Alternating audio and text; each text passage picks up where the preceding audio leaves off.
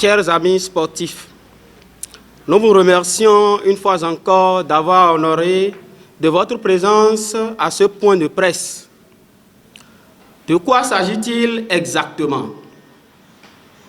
Exaspéré par la situation chaotique que traverse notre club depuis que le président Mathurin Deschacus et son bureau en aient pris les rênes, nous avons fait l'état des lieux. Les bureaux des supporters, celui du comité exécutif dirigé par Mathurin Deschacus et les tests du club sont caducs. L'équipe des Dragons, la plus titrée du pays, n'a remporté aucun trophée depuis que ce bureau a été installé et pourtant, des dizaines de millions sont passés par là. C'est ainsi qu'on a décidé de passer à l'acte. Premier acte, la mise sur pied de façon consensuelle le 2 mai d'un bureau transitoire des supporters dirigé par Grégoire Saïzonou, alias délégué. Le deuxième acte, c'est l'organisation d'une journée de dialogue inclusif qui a réuni au siège de l'équipe le 4 août 2021 Claude Paki, secrétaire général de la Fédération béninoise de football et secrétaire général du club, y a activement participé. Chacun s'est vidé. Des résolutions ont été prises. Parmi elles, on a décidé de faire table rase du passé et de regarder dorénavant dans une même direction afin que l'équipe puisse sortir plutôt de l'ornière. Vu que le mandat du président Deschacus est arrivé à terme, on a décidé de mettre sur pied un comité provisoire de gestion du club qui aura 1 an pour gérer les affaires courantes et organiser en bonne et due forme une assemblée générale élective. Il a été aussi décidé de la mise sur orbite d'un comité de réflexion stratégique qui se chargera de pencher sur l'avenir du club. Un procès verbal a été même produit à cet effet. Le troisième acte, c'est la mise sur pied effective, le 4 septembre 2021, du comité provisoire de gestion du club à la piscine municipale de Wando, dirigé par M. Philippe Zoumenou. L'attitude a été donnée au président Mathurin Deschacus, qui jusque-là, toujours, a été informé de nos différentes démarches, dit étoffées par 3 de ces éléments. A signalé que le président Deschacus n'a pas manqué de nous prodiguer des conseils quant à dorénavant épouser la culture de la cotisation en notre sein et à positionner des personnes valables et vraiment capables de mener à bon port notre club fétiche qui nous est tous cher. Mieux, les anciennes gloires du club ont toujours été informées de nos différentes démarches. À plusieurs de nos conclaves, ils ont toujours pris la parole pour nous soutenir. Les audios et photos sont là pour en témoigner. Mais, là où les premiers soucis des membres du comité provisoire de gestion du club ont commencé, c'est lors de la passation de service à l'hôtel MB. Les membres du bureau sortant ont brillé sans raison par leur absence. Dans la foulée, nous avons été reçus en audience aussi, bien par le maire Charlemagne Nyakoti et par le patriarche Karim Da Silva, président du comité des sages de la ville, pour leur expliquer en bonne en due forme le bien fondé de notre démarche. Ils nous ont prodigué de sages conseils et promis nous soutenir pour l'atteinte de notre objectif principal, qu'est la renaissance de notre équipe. Vu l'imminence de la reprise du championnat de division d'élite, il fallait rapidement reprendre les séances d'entraînement, ce qui a été effectif le lundi 4 octobre 2021 au stade Charles de Gaulle, à la satisfaction de tout le monde. À l'occasion, le président de Chacus, qui n'a jamais assisté à l'entraînement des joueurs de l'équipe, s'y est rendu à la surprise générale.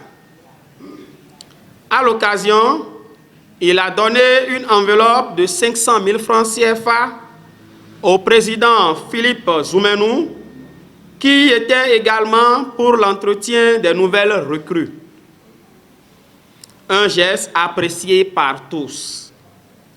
Dans la foulée, le nouveau bureau a procédé à certaines nominations dans le but de redynamiser le club. Il s'agit, entre autres, de la confirmation de la nomination du sieur Quentin Didavi comme directeur sportif et de la nomination d'un nouveau secrétaire administratif. Toute chose qui n'a pas reçu l'assentiment du président de Chacus, qui a trouvé ces nominations nulles et de nul effet. 24 heures après sa nomination, le sieur Quentin Didavi, qui a toujours été l'équipe qui a toujours assisté plutôt l'équipe, démissionne contre toute attente pour, dit-il, convenance personnelle.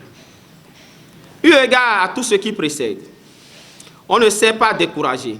On a continué par assister l'équipe comme on en a l'habitude.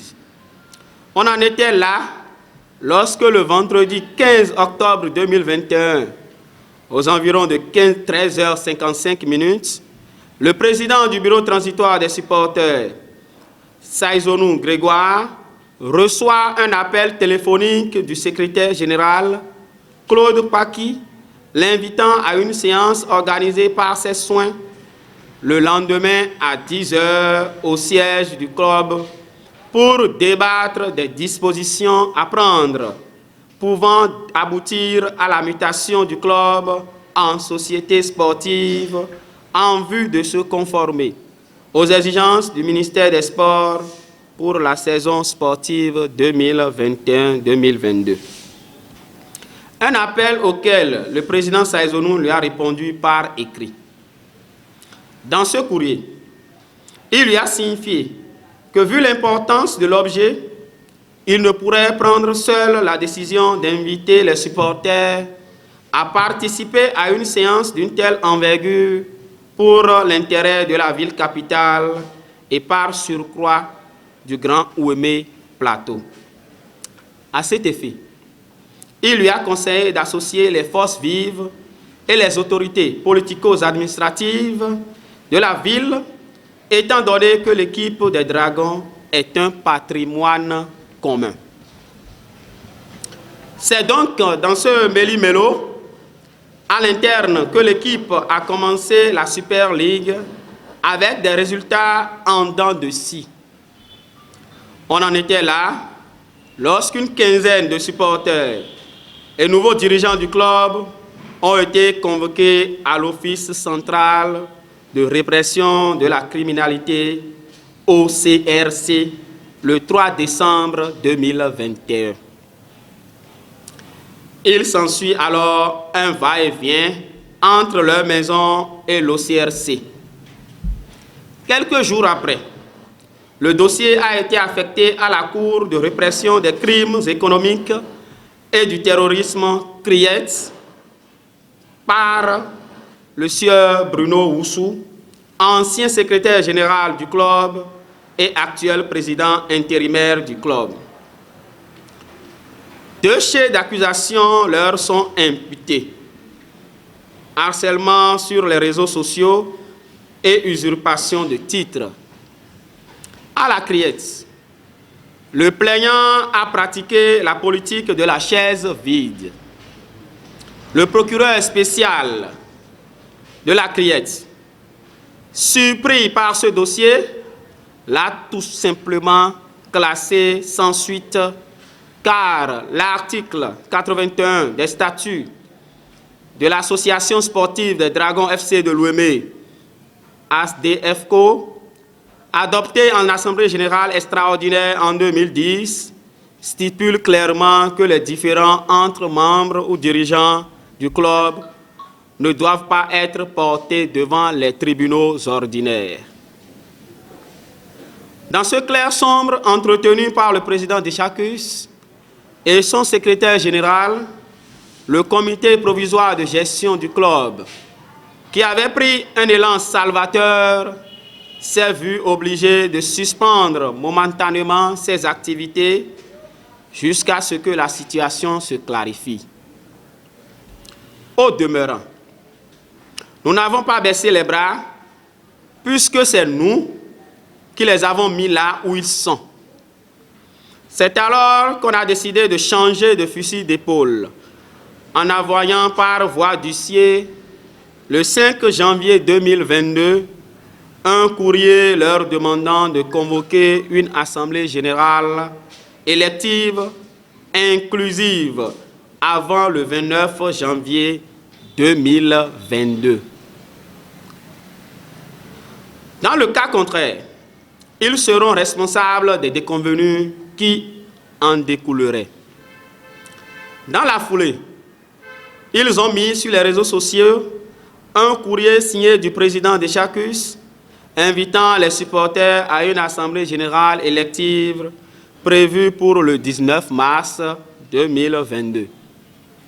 À cet effet, une commission préparatoire ad hoc dirigée par le sieur Bruno Oussou a été échafaudée de façon cavalière. Voilà donc, chers journalistes et inconditionnels supporters des Dragons de Louémé, là où nous en sommes avec, au bout du rouleau, une descente aux enfers de l'équipe qui nous est très chère. Une grande première dans l'histoire de ce club. Jugez-en vous-même.